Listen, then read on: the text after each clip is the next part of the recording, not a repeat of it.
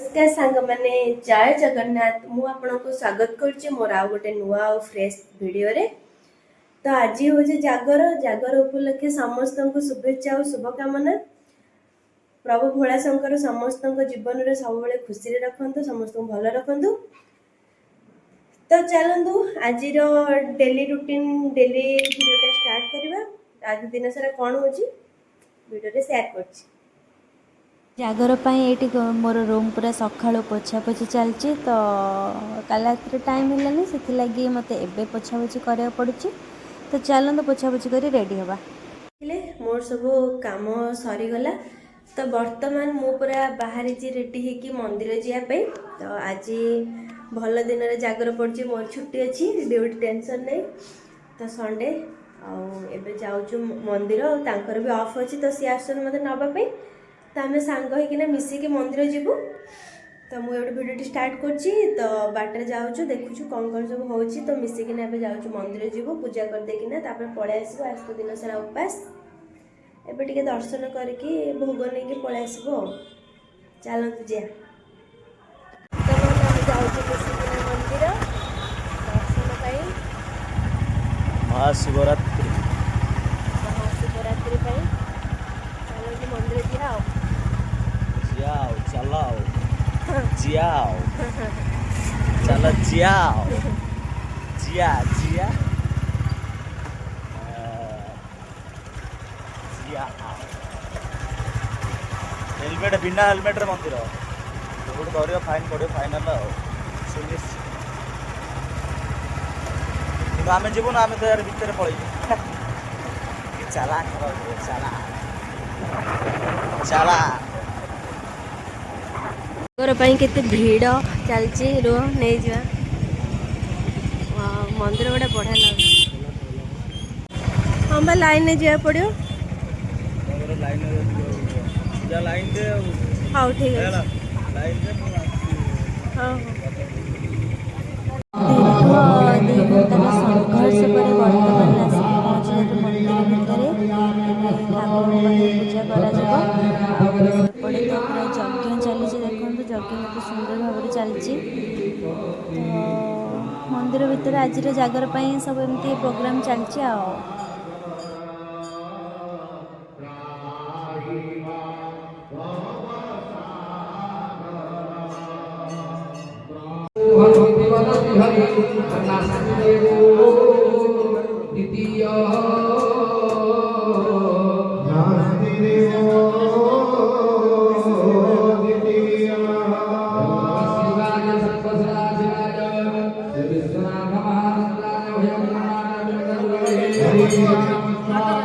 मंदिर भीतर पूजा तो सरीगला। तो तथापि एबे भी माने दिन 2टा हेलाणी भिड़ सेमती लागिकी रही। तो जागर आज लागिकी रहिबो आसिक देखो भोग सारिके पहुँची गली रूम रे। मंदिर बहुत भिड़ थिला बहुत भिड़ बहुत समय लाइन लगेला पर एबे फाइनाली मु आसिक पहुँची रूम रे। छाड़िकिना से पळेले आ संध्या बेले जदि हम आम जीवु दीप जावाई देखू ये जब फांका मत क्या लगुनि कारण जल्दी जावा पड़ो ना बहुत भिड़ थी देखा संध्या तो अच्छी कौटी कौन कर देखा।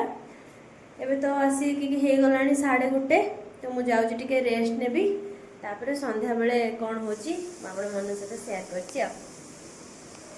गला संध्या आबे मु बाहर जाइए रेडी होकिना फास्ट जीवी साई मंदिर टिके कारण आम सकाଳେ जाइलु फास्ट साई मंदिर किंतु आसिक शिव मंदिर जो पहुँची गलु तापर मत छाड़िकिना से जो पलैले तापर से 1:30 होता मुझे नी एबे मु पूजा करदे आबे बाहर जीवु से पलै आसि बाटर मत नहीं जावे से फास्ट मु साई मंदिर जीवी तापर आसिक दीप जालिया आम जीवु।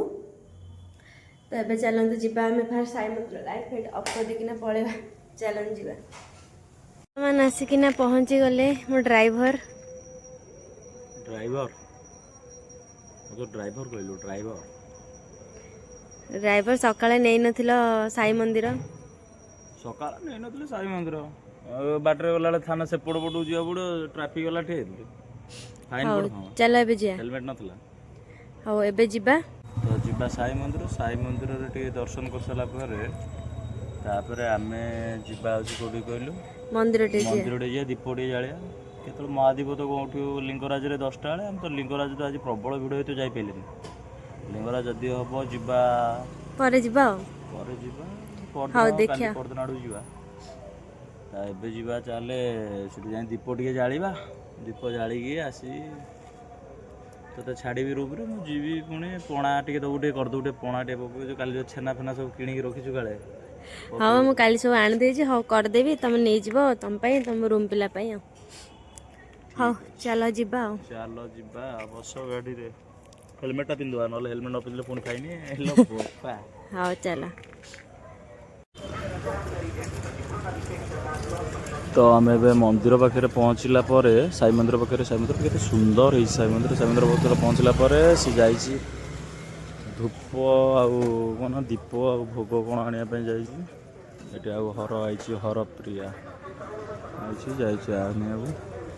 ଆଉ ସେଠି ବଢ଼ିଆ ଆକାରରେ ଗୋଟେ ଖେଳ ଦେଖିବା ପାଇଁ ପୁରା ହେଇଛି ସୁନ୍ଦର ଦେଖାଯାଉଛି। ସାଇଙ୍କର ପୂଜା ମନ୍ଦିର ଗୋଟେ କ'ଣ ପୂଜା ପୂଜା ହେବ ବୋଲି ପୁରା ସଜା ହେଇଛି ପୁରା ବହୁତ ସୁନ୍ଦର ଆକାରରେ ସଜା ହେଇଛି। ମନ୍ଦିରଟା ରହୁଛି ଏମିତି ରହୁଛି ପୁରା ସୁନ୍ଦର ଭାବରେ ଲାଇଟିଂ କରିକିରି ସଜେଇଛନ୍ତି ମନ୍ଦିରକୁ। ବହୁତ ସୁନ୍ଦର ଦେଖାଯାଉଛି ମନ୍ଦିର। ସେ ଆସିଲା ପରେ ମନ୍ଦିର ଭିତରକୁ ଯିବା ଦର୍ଶନ ଟିକେ କରିକି ଆସିବା। ହର ପାଇଁ ବି ଆଣିଲୁ। ହଁ ଦୀପ ଗୋଟେ ନେଇ ଆସିଲି। ଏବେ ଭିତରକୁ ଯିବା ଭୋଗ ବି ଆଣିଛି।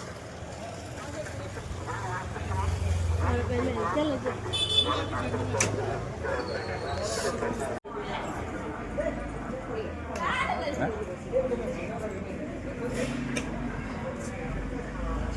ଏବେ ଆସିଲେ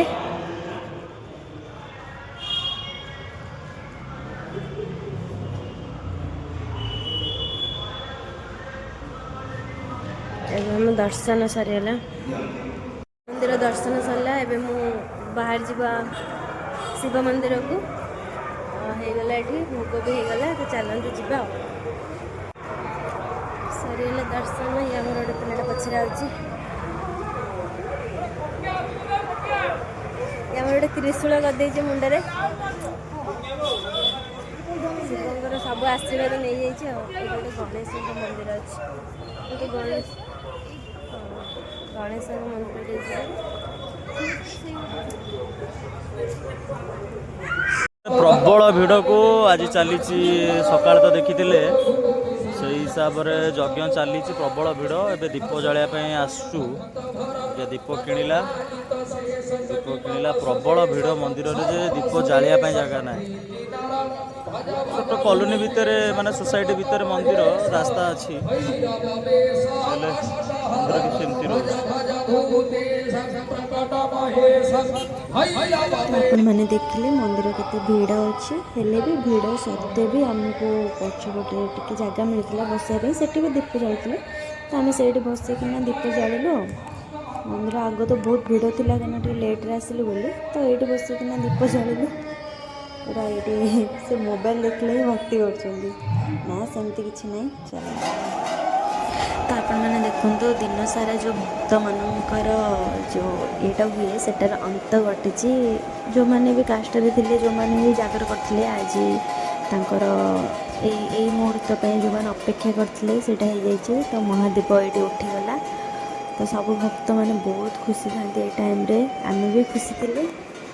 ତ ମହାଦୀପ ଉଠିଗଲା ଫାଇନାଲି। ବହୁତ ଭଲ ଲାଗିଲା। ବହୁତ ଶାନ୍ତି ବି ଲାଗୁଛି।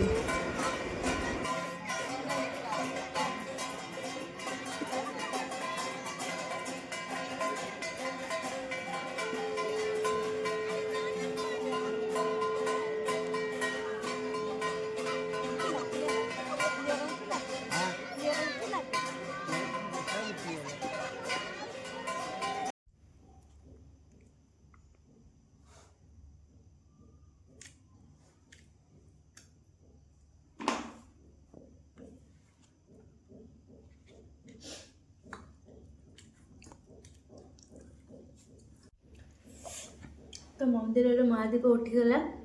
ଉଠି ସାରିଲା ପରେ ମୁଁ ଏଠି ଘରକୁ ଆସି ପଣା ବନେଇଦେଲି। ଏଇଟା ମୋ ପାଇଁ ବନେଇକିନା ଖାଇବି। ଏବେ ଶୋଇବି ଆଉ ତ କିଛି ନାହିଁ। ଦେଖନ୍ତୁ ପଣା ପୁରା ଟେଷ୍ଟି ଟେଷ୍ଟି ପଣା ସବୁ ଏଥିରେ ମିଶିଛି। ଏବେ ଚାଲନ୍ତୁ ପଣା ଖାଇବା। ଆଉ ଆପଣ ତ ଦେଖିଲେ ମହାଦୀପର ଭିଡ଼ିଓ। ମହାଦୀପ ଉଠିଲା ପରେ ମୁଁ ଆଜି ଆସିଲି, ଆଉ ଜଲ୍ଦି ବି ଉଠିଗଲା, ଏତେ ବି ଲେଟ୍ ହେଇନି। ତ ଏବେ ଚାଲନ୍ତୁ ଭୋଗ ତ ସେଠି ପାଇକି ଆସିଛି, ଏବେ ପଣା ପିଇଦେବା ତାପରେ ଶୋଇପଡ଼ିବା, କାରଣ ଲେଟ୍ ବି କରିବାନି ବେଶୀ, କାରଣ ଡ୍ୟୁଟି ଅଛି କାଲି। ତ ଚାଲନ୍ତୁ, ଯଦି ମୋ ଭିଡ଼ିଓଟି ଆପଣଙ୍କୁ ଭଲ ଲାଗିଥିବ ତ ଲାଇକ୍ ସେୟାର ସବସ୍କ୍ରାଇବ୍ କରିବାକୁ ଜମା ବି ଭୁଲିବେନି। ରହୁଛି, ଜୟ ଜଗନ୍ନାଥ।